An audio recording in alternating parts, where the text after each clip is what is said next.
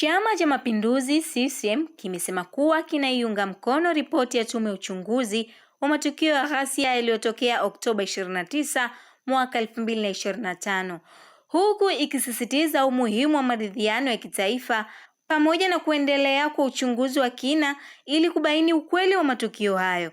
Akizungumza na mwandishi wa habari jana Mei 4 mwaka 2026 jijini Dodoma, katibu wa NEC itikadi, uenezi na mafunzo wa CCM Kenani Kihongosi amesema kuwa chama hicho kimeipokea ripoti hiyo kwa uzito mkubwa kutokana na umuhimu wake katika kuimarisha mshikamano, amani na umoja wa kitaifa.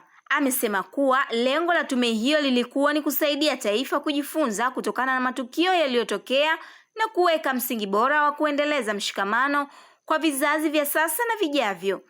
Aidha, amebainisha kuwa CCM inampongeza mwenyekiti wa chama hicho na Rais wa Jamhuri ya Muungano wa Tanzania Dr. Samia Suluhu Hassan kwa kuunda tume hiyo kwa kuzingatia sheria za nchi, hatua ambayo imeonyesha dhamira ya dhati kuhakikisha haki, uwazi na uwajibikaji vinazingatiwa.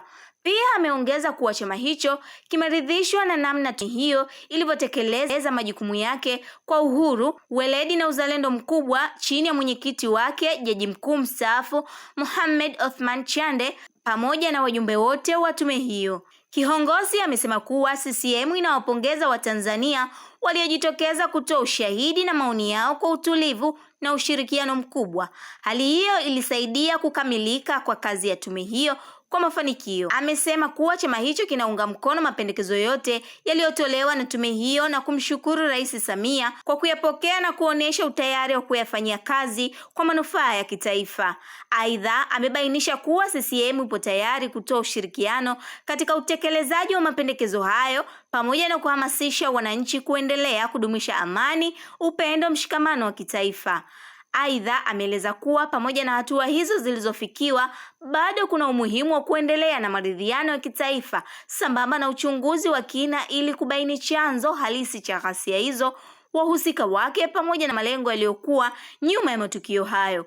Pia ameongeza kuwa CCM inaunga mkono kuundwa kwa tume ya upelelezi itakayofanya uchunguzi wa kina zaidi kuhusu matukio hayo, huku ikieleza utayari wake wa kushirikiana na wadau mbalimbali kwa ajili ya kulinda amani na mshikamano wa taifa. Aisha Charles, Tifu TV.